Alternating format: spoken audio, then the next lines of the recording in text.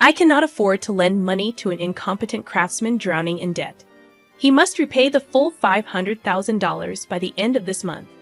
A new loan officer named Wilson, a woman, arrived at my office. I've been a craftsman for 35 years, and she immediately demanded the termination of the loan and the repayment of $500,000 in full. Lending money to an old woman working in an office on the brink of collapse due to debt doesn't ensure repayment. It's better to pay it all back while you're still alive. Wilson's extremely rude behavior made me explode with anger. Got it. Pay back the $500,000 in full, right? I said. Fine, but you'll regret this, I added. When I promised to repay the $500,000 in full, Wilson burst out laughing, holding her stomach, as if a lousy banker like me will definitely regret this. I declared my retaliation against Wilson in a low voice, but it seemed she didn't hear it. I ignored Wilson, who continued to laugh loudly. My name is Smith, and at the age of 60, I am still active as a gardener. I started working as a gardener 35 years ago at Smith Landscape Design, a company I now run as president. After graduating from high school, I joined the company that my dad was managing at the time. Becoming a skilled gardener takes many years as it requires artisan skills. I was first allowed to handle a job alone at the age of 25, and exactly 10 years ago, I took over as president when my dad, the previous president, was diagnosed with stomach cancer. Once it was common for houses to have gardens, but with the changing times, the number of condominiums and apartments has increased, and the demand for gardeners has decreased. But neither my dad nor I have ever thought of quitting our jobs. Even today, a certain number of people live in houses with gardens. Many of them are elderly and find it difficult to tend to their gardens due to back pain and unsteady legs. Our business had declined temporarily, but as rival landscaping companies continue to close, we no longer lose customers to other companies. I want to continue developing the business as a landscaping company loved by the community. At 60, I'm older, but I'm still active and will continue to be. I'm determined to stabilize the business so that my children can confidently take over when I no longer can work. That was my resolution. Then, one day, a banker named Brown appeared at the office of Smith Landscape Design, which I run. Brown has been our loan officer since the day when my dad was president. I'm sorry to say this on a personal note, but I've decided to retire. I am very grateful for all the support Smith has given me. My successor will be Wilson from our bank, Brown said politely, standing next to a woman who appeared to be in her 20s. A young female banker named Wilson greeted me briefly. Thank you. I eagerly anticipated the opportunity to collaborate with Wilson. However, when I greeted her, Wilson remained unresponsive. Our conversation transitioned into small talk with Brown, and I didn't exchange a single word with the new officer, Wilson. She was young, so perhaps she hadn't yet mastered the expected manners of the business world. Nevertheless, I couldn't shake the concern about entrusting our finances to someone like her. Shortly after the banker handling our account retired, Wilson paid a visit to my company's office. Hello, I'm Wilson from Trust Bank. My boss instructed me to visit customers, so here I am to greet you, she said. I was taken aback by Wilson's attitude, rendering me momentarily speechless. Was it customary to inform a client that you're visiting because your boss said so? Thank you for taking the time to come here, I managed to reply, though my forced smile likely conveyed my underlying feelings. Wilson responded with an annoyed look. What's with that tone? Are you implying that I shouldn't have come? She retorted. No, it's not that. It's just unusual to hear someone so frankly state that they're visiting a client because their boss told them to. I replied, irritated by Wilson's presumptuous attitude. I was just stating the facts. Anyway, I'm busy. I don't have time to waste on meaningless things like this. She abruptly ended the conversation and left. In all my 60 years of life, I had never encountered someone so rude. After Wilson departed, I was so stunned that for a moment, I questioned if it had all been a dream or an illusion. Within a week, Wilson visited our office again. As soon as she arrived, her face flushed with anger as she began yelling at me. "You apologize to me right now. If you offer a profound apology, I won't involve the police. I'll settle this matter without their intervention." "I'm sorry," I uttered, taken aback by her sudden outburst. "I have no idea what you're talking about. Can you please explain?" I admitted, utterly perplexed by her accusation. I had no clue what she was referring to. "Don't play dumb. An employee of yours demanded $100,000 from my grandmother for unsolicited garden maintenance and told her to transfer it to a specified account," Wilson accused. I was shocked to hear this accusation against our employee. But upon reflection, our company only deals in cash payments. We would never have our customers transfer their money to a certain account. We collect payment in cash directly from our customers upon completion of our work. "Do you have any proof that an employee of our company did what you're accusing us of?" I retorted confidently. Wilson responded with equal force. "My grandmother clearly said that someone named Williams from Smith Landscape Design called her. She was deceived and paid $100,000. You're the president, right? Take responsibility." We have 80 employees, including gardeners, apprentices, sales, and accounting staff, but I was sure there was no one named Williams in our company. "Please give me a moment to check," I requested, returning to the office. Upon returning to Wilson with the employee roster, I stated, "Due to privacy concerns, I can't show you this, but I have confirmed that there is no one named Williams in our company." "Oh, I see. You're determined to deny your responsibility. If that's how you want to play it, I'll think of a good strategy. You better be prepared," Wilson warned before leaving. I wondered what she was planning, her face haunting me whether I was awake or asleep. A few days later, Wilson came to my office again. "I have no money to lend to a useless craftsman buried in debt. Pay back the full $500,000 by the end of this month," Wilson demanded as soon as she arrived at the office. It didn't seem like the bank's directive. Could this be her own decision? "Why do you think our office is in deficit? And why is it necessary to repay the full loan amount this month? Please explain," I calmly requested. Despite my composed request for an explanation, Wilson continued with disrespectful words, smiling condescendingly. "An old lady as the president, of course you're in the red. Moreover, there's no demand for landscaping nowadays. Better pay it all back while you're still alive," she sneered. Then Wilson whispered something even more shocking in my ear. "Well, that's just the official reason. If you pay back the $500,000, 5 times the $100,000 your company supposedly cost my grandmother, I'll let this go." At Wilson's outrageous behavior, my anger exploded. "I get it. Paying back $500,000 in full, right? Fine, but you'll regret this." I conceded, agreeing to repay the $500,000 in full. Wilson burst out laughing, as if the one who would regret it was me, an old lady. "Can you even pay back $500,000 in full? You'll only be laughing for now. A terrible bank like you will definitely regret this," Wilson jeered. I declared my retaliation against Wilson in a low voice, but it seemed she didn't hear me. I ignored Wilson, who continued to laugh loudly. The next day, I called the bank and spoke with the customer service representative. "Hello, I'm Smith. Thank you for your usual support. Could you please tell your loan officer, Wilson, to stop coming to my office? It's causing us trouble," I requested. "I'm terribly sorry. The branch manager will head over to your place immediately," the representative responded before apologizing. As the representative was about to hang up, I overheard someone nearby, perhaps another bank employee, saying something about Wilson again. How many times has it been now?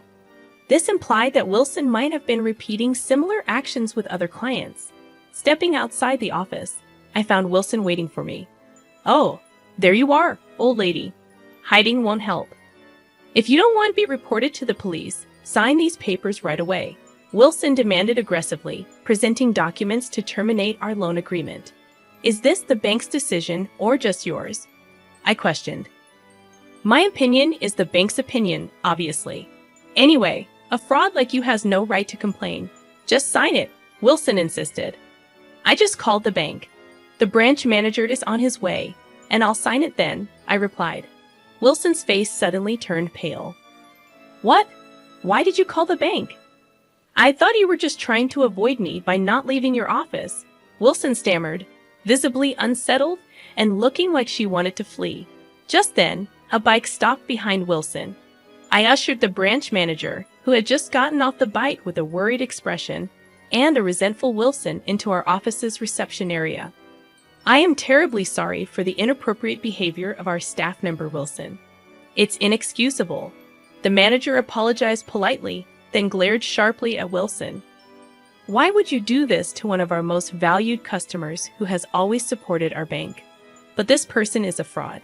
She scammed $100,000 from my grandmother, Wilson interjected, even while being scolded by the manager, insisting on portraying me as the villain.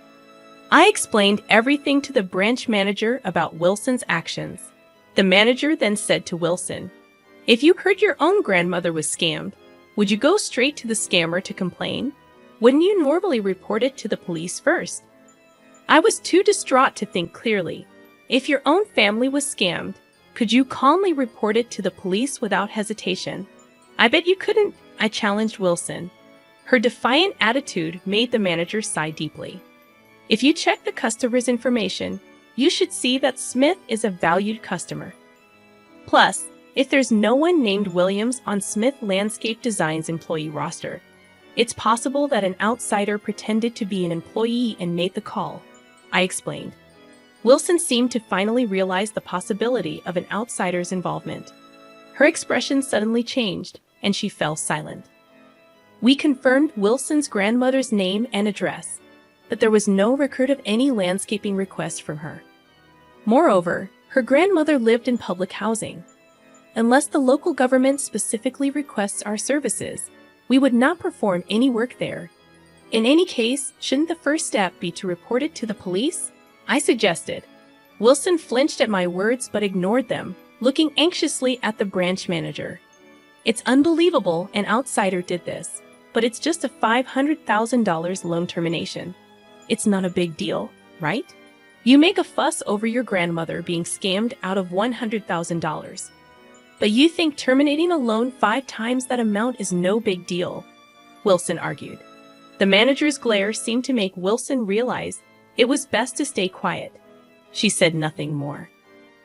Wilson may have graduated from a prestigious university, but her humanity is failing. Decisions like terminating a loan cannot be made by a bank employee alone. Such actions require reporting it to and approval from the branch manager, me. Someone who doesn't understand this basic principle has no right to continue working as a banker. We will take strict disciplinary action against Wilson. The manager apologized to me and led Wilson away, almost dragging her by the collar. Alone, I reflected on my past interactions with the bank. Actually, our company currently isn't in a position where we struggle with cash flow without loans. However, we have been receiving loans for the bank mainly as a way to maintain our relationship. Initially, I couldn't understand why we would borrow money when we had enough. My father told me that Smith Landscape Design, founded by my grandfather, had faced several financial crises. It was the banks we had relationships with that helped us each time. Banks have lending targets, and they strive to meet them. But when a business is in trouble and seeks help, banks often hesitate to lend if the performance outlook is poor. Therefore, it's important to take loans when we can afford them to build a repayment record and trust with the bank. This way, they are more likely to help us when we are in need. That's why we have been periodically taking loans. Yet what was the meaning behind this recent behavior? A novice banker lacking even basic social manners, a branch manager who let such an employee run free. It was clear that the trust we had built was crumbling. I started to feel uneasy about entrusting our important money, let alone receiving loans, to such a bank. After consulting with my family, I made a decision. The next day, I went to Trust Bank to convey my decision. I had informed them of my visit in advance, so upon my arrival, I was immediately shown to the reception room. There, I found the branch manager and Wilson, who both greeted me politely as I entered. Facing their bowed heads, I said, "Regarding the loan, it's fine to terminate it. Fortunately, we haven't used it yet, so we will repay it immediately." Upon hearing my words, the branch manager quickly sat up in alarm. "Mr. Smith, please don't worry about the loan. We have a long-standing relationship. I hope we can continue working together," the manager almost pleaded. But my decision was firm. If I hadn't called the bank, what would have become of Wilson? She would still be coming to my office, hurling insults and rudeness, wouldn't she? I can't trust a bank that allows such employees to run rampant. I'm sorry, but I have to end our relationship. I am truly sorry for what happened. We will take strict action against Wilson. Such an incident will not happen again. Please, won't you continue doing business with us?" the manager said, trying to persuade me. The manager's words didn't resonate with me. "No matter what you say, my decision won't change," I stated firmly. As I was pushing the branch manager away, the reception room door was abruptly opened. A bank employee rushed in, clearly in a panic. From their demeanor, I could tell something had happened. "Excuse me, I must leave," I said as the manager stood up to leave the reception room. A woman's loud voice could be heard. "When I visited your bank the other day, a banker named Wilson said to me, 'We don't lend money to the incompetent.' What kind of training do you give your bankers?" The manager turned back with a worried look. Seeing his reaction, I was convinced that I wasn't the only one affected. He began, but his gaze shifted from me to somewhere else. Following his line of sight, I saw Wilson biting her nails, mumbling to herself. The branch manager quickly approached Wilson. "You're fired as of today.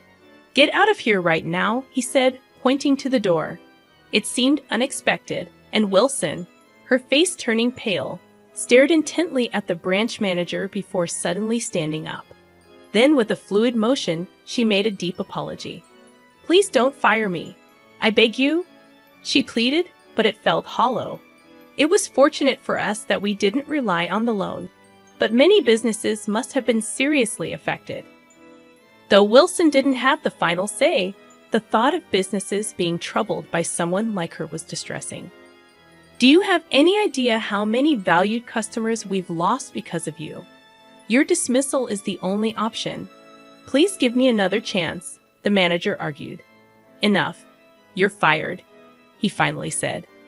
Their argument seemed endless. Realizing that watching any longer was a waste of time, I left. Standing up and drawing their attention, I decided to say one last thing to Wilson, who was pathetically clinging to the manager. "Wilson, remember you said I wouldn't regret it. This is the result. It's all your own doing," I stated firmly. At my words, Wilson collapsed in despair. Later, the branch manager came to inform me about Wilson's dismissal, pleading, "Please give us another chance." But of course, I refused. Wilson was wrong for her outrageous behavior towards customers, but the branch manager, who let it continue, was also responsible. It seemed other customers felt the same way. The customer exodus didn't stop, and eventually, the branch was closed, and the building was demolished. The site was turned into a park. About a half-year later, I saw a woman who resembled Wilson, but she was so tanned it was hard to tell if it was really her. However, it was likely her. "You claim to be a former elite banker, but can't even get this right," I thought, seeing her being scolded by a senior. After her dismissal from the bank, she seemed to have become a traffic guard at a construction site, tanned and sweating, being yelled at over the radio. No one would guess that she once was a banker. Watching Wilson, I hoped that this tough job might bring a slight change of heart in her. Meanwhile, I took on the landscaping for the park that replaced the bank. Our business suddenly got busier. People seeing our Smith landscape design truck parked during work led to an increase in requests. We started getting requests for grass maintenance and shared areas of parks, condominiums, and apartments, being used to maintaining gardens for detached houses. This was somewhat unfamiliar, but to continue thriving as a gardener, adapting to the diverse needs of various clients might be essential. I wanted to keep contributing as a gardener and watching our business grow.